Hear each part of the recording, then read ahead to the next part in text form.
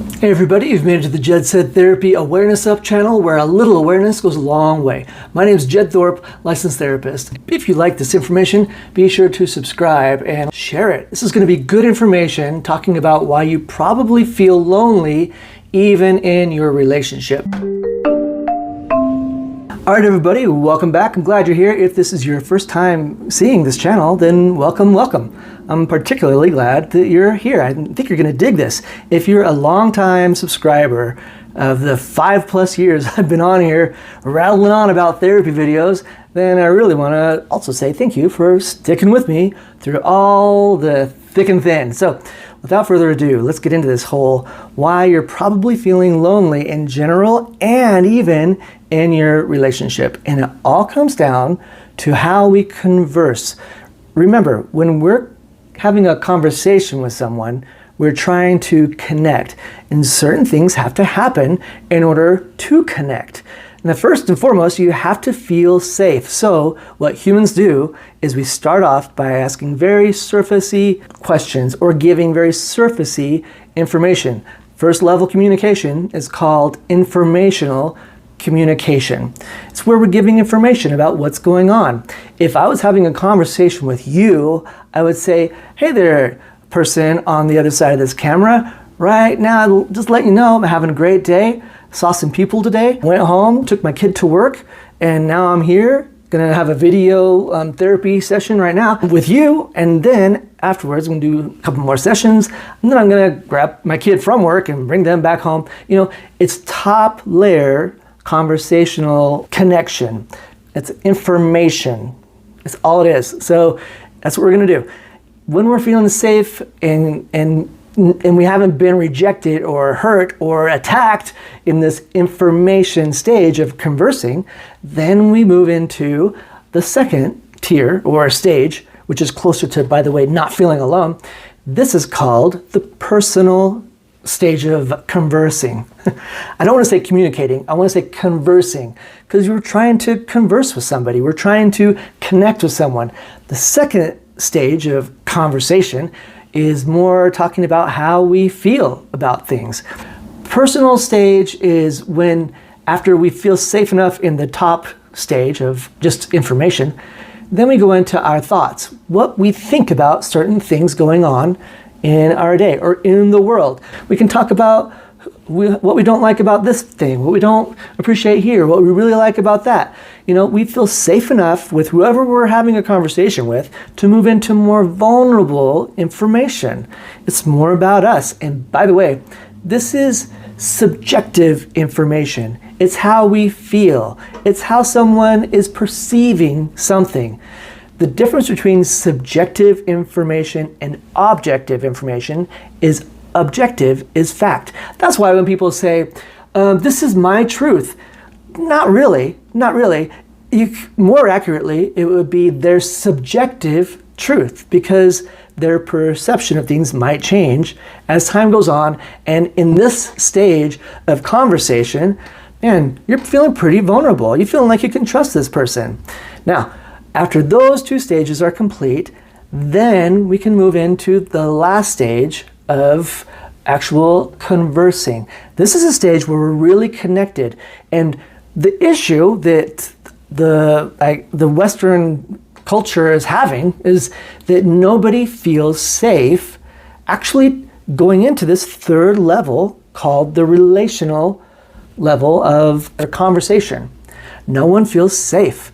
Everyone is afraid of being judged, attacked, ridiculed, called out, woke cultured up. No one feels safe enough to actually get into this third deep, vulnerable level of conversation. So because of this, no one feeling safe yet, by the way, I think it's moving into more of a safe place, but because of this, no one feels connected.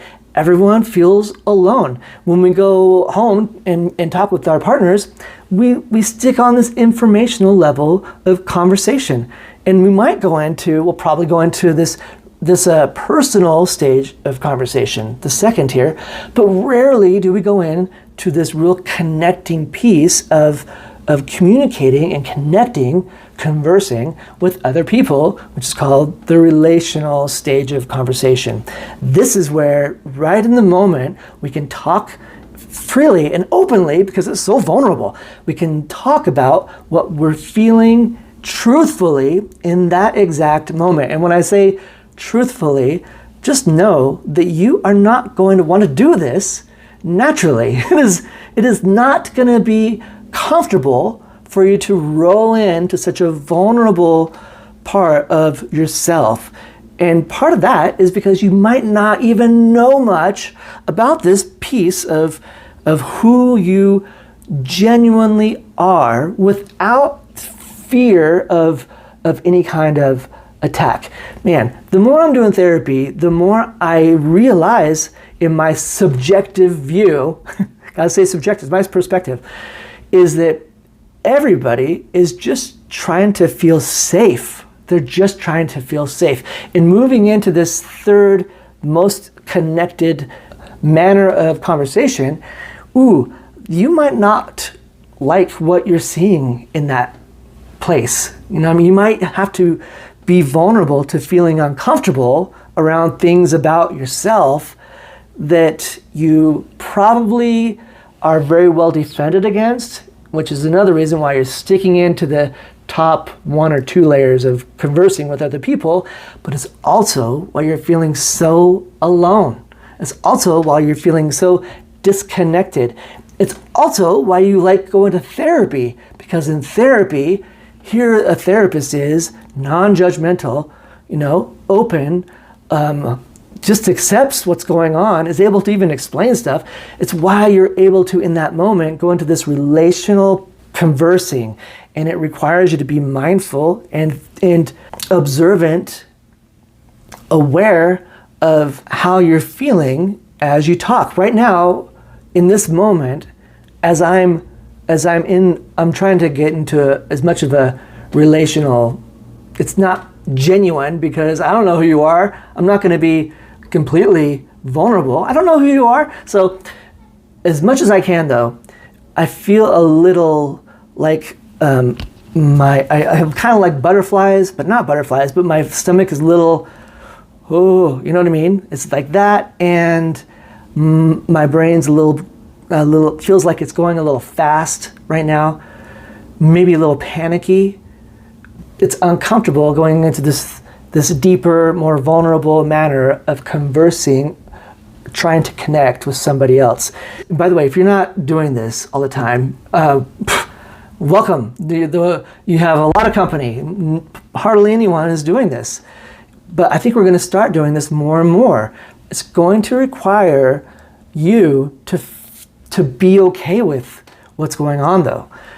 Like I was saying earlier, the more I'm doing therapy, the more I'm seeing that people are just trying to stay safe and feel safe, and they've just got walls and guards and blocks all over the place.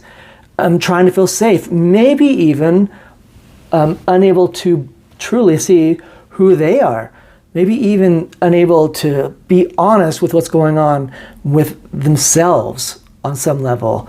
And I know we're all just having a human experience here, all doing our own thing in our own world, really, because it's our own perspective that we're seeing things from. But when we're able to go into this third layer, this most vulnerable layer, obviously you have to have the first 2 levels of conversation, met. But that's where we're going to start feeling more connected. We're going to feel less isolated, less alone.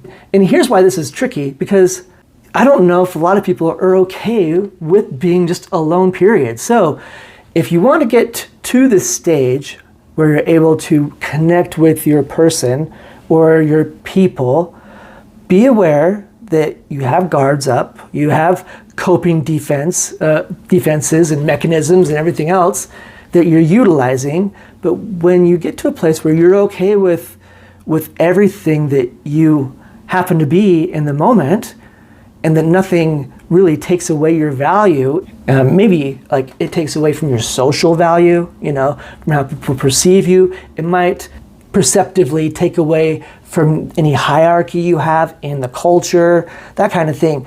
That's why this is hard, because there needs to be less of fear around losing perceived value and more vulnerability about just saying who we are truthfully. Does that make sense? And this is why it's such an odd dance. This is a dance that we're probably unfamiliar with as a culture.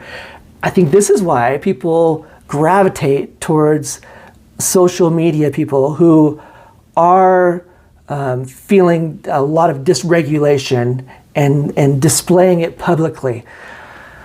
But remember, these people that you're watching and you're gravitating towards, they're not in a truly genuine place, because that's not possible. I can't just go up to anybody and with a broken arm and say, hey, I'm really vulnerable here, I need you to fix this. No, there has to be layers of trust built in before we can get to this relational piece. That's where we're really gonna not feel alone. But to do that, we have to be able to not feel so scared of what other people might perceive us as.